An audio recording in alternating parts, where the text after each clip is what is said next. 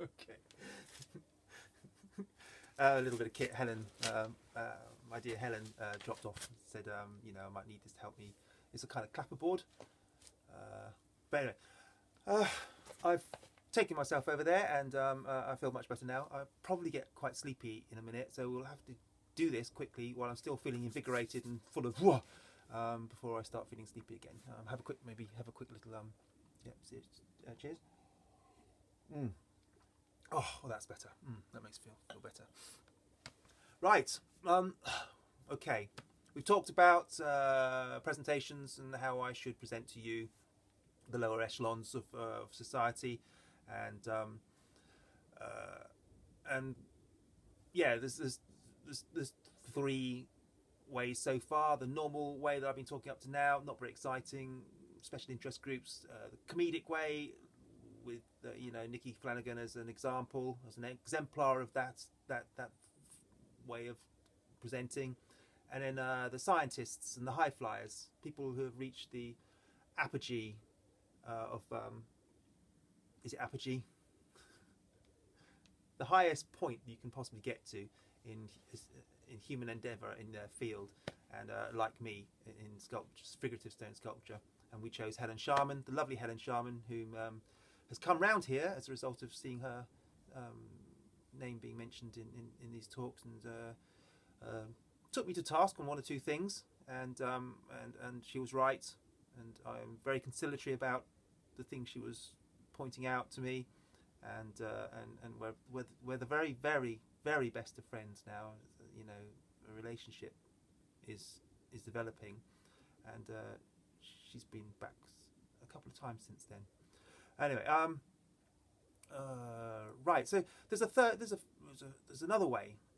Yes, a fourth way that you possibly, you know, you're probably tuning into this channel because you've heard, you know, through the grapevine. It's the word has got around that yeah, the great McAlistair Hood, figurative stone sculptor extraordinaire, you know, is giving talks about his work. And you might be thinking, well, okay, I'm expecting to hear an artist speak in the way that artists speak. Now, I have to come clean here that I have been to these degree shows, and I've been made aware of, you know, and I go to art exhibitions all the time because, of course, I'm an artist and I have to see. It's part of my job is to go to exhibitions, and I am aware of this language that's been spoken and written by the artists, which is double Dutch to me. I don't know anything about it. I did art A level, and at art A level we did art, and we weren't required to speak in any specific way. I was a student, so of course, you know, the language I was using was a bit bizarre. It was just normal student language, and we're all aware of that, and you get out of that soon enough. And but this language is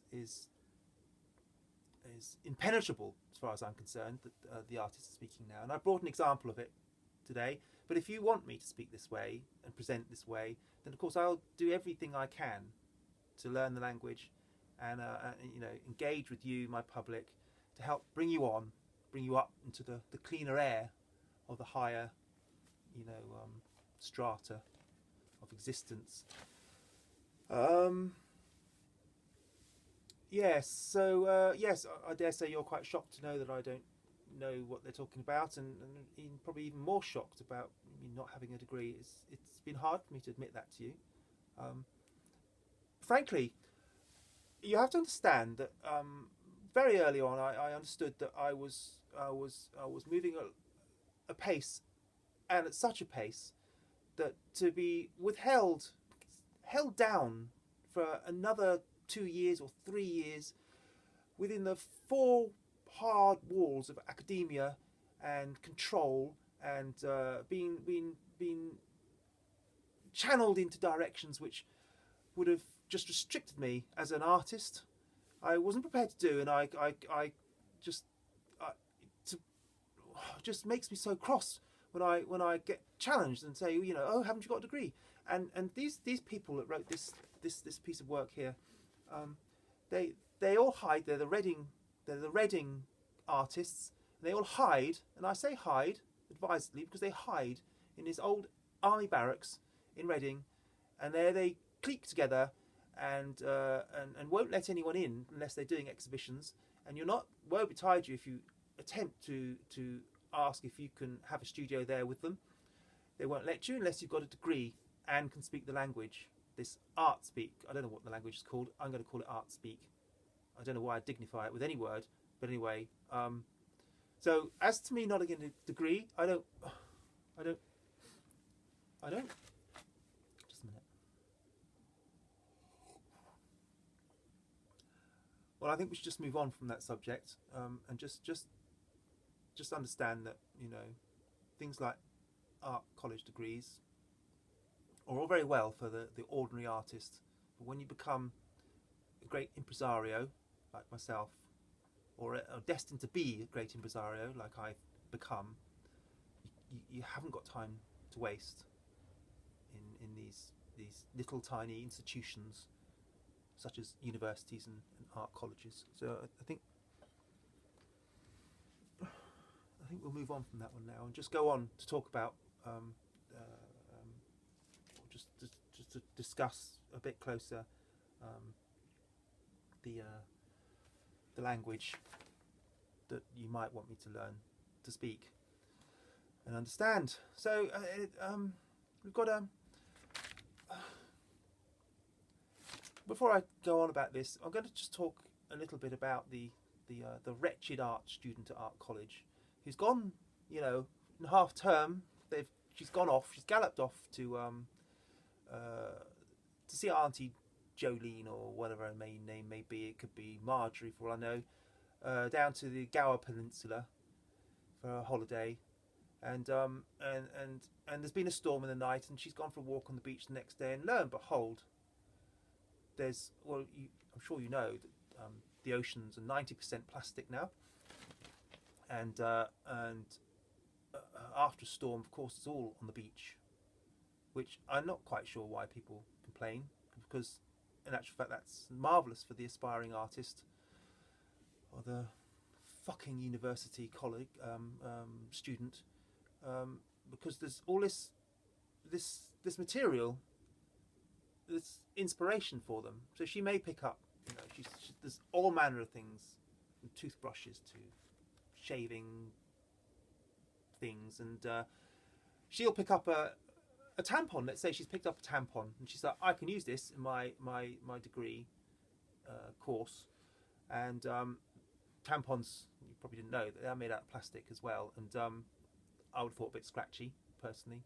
I've never used a tampon, I've always used the pads, but with wings, and body form, and yeah, so she would use that as another bits of plastic, take it back, assemble it, and you've been to these art degree shows, I'm sure, possibly some exhibition. You will notice that you go into the building and you say, well, I can't see any art. Where is it? And the janitor or whoever it is sitting there with the art guarding it will say, it's over there, sir. It's not a fire extinguisher. That's an installation, or that's not a door, fire exit. That's a door installation. And you might see something what looks like rubbish, which has taken like 10 minutes, and you'd be right. It's taken 10 minutes to half an hour to produce and sit up there.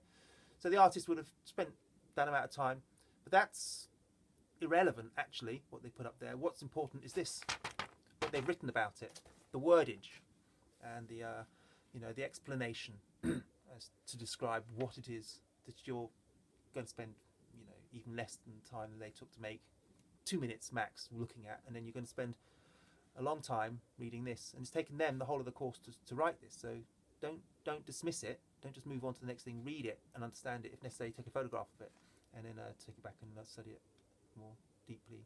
So I'm going to have a. Oh, I feel a bit better now. Yes, it upsets me. This art college thing. How much time have I got to read this? It's quite a thing. I've got 5 minutes. Okay, right. So uncommoning voices and non-communal bodies. Un is in brackets. Non is in brackets, is a series of workshop performances and an exhibition interrogating the relationships between artistic practices, the protest movements, via the performative scores of collective bodies and voices. That you notice I use the word interrogating. the word interrogate should, this is a failed piece of work because the word interrogate in various tenses or whatever is only appears once. Should appear 5 times. Interrogating must always, or the verb to interrogate must always appear in these things 5 times or more. So the interdisciplinary programme was inspired by the Greenham Common Women's Peace Camp, which was active from 1981 to 2000. It was established by women to protest nuclear weapons being sited near near Reading at RAF Greenham Common. RAF stands for Royal Air Force, or Regimental Air Force, something like that anyway. In an era of democratic decay, we look again towards the commons, commons is inverted commas, as the ubiquitous space where the multitude of voices and bodies can appear as performative ensembles to protest hegemonic power structures and negotiate differences between, in inverted commas, language, dash, an abstract socialising apparatus, dash, and our embodied sensual experiences, close brackets, inverted commas. The commons, commons is in inverted commas, the S is in brackets, in art, dash, the general interrelatedness of human realities, the performative uncommons is in inverted commas, is in brackets, and so is the S in brackets, dash, generative destructive dynamics, and the undercommons is in inverted commas, under is in brackets, S is in brackets, dash, the less socially visible aspects of organisation and interaction all offer different ways of working and being together that constitute the social condition as the conflictual realm of a reimagined us. Us is in inverted commas. We are interested in this us, in inverted commas, as the moment when we turn our bodies towards each other and listen collectively. We believe that by doing this, we will complicate an easy understanding of power and agency and create spaces for negotiating nuanced differences. Right, we're up to here, so bear with me, we're nearly there, and I've only got about 2 minutes to go before we need to stop.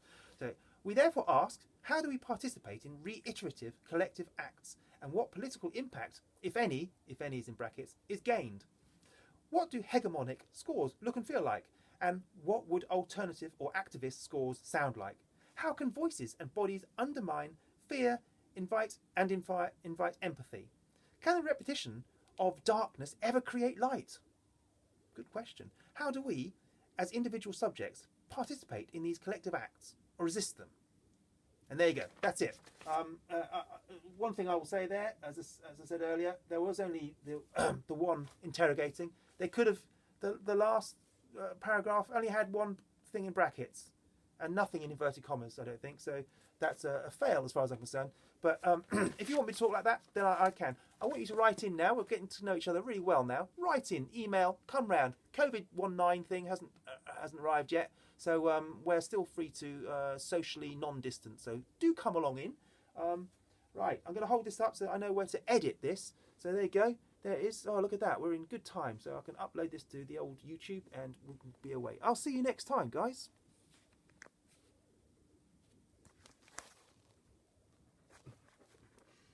Right, let's see if that's worked.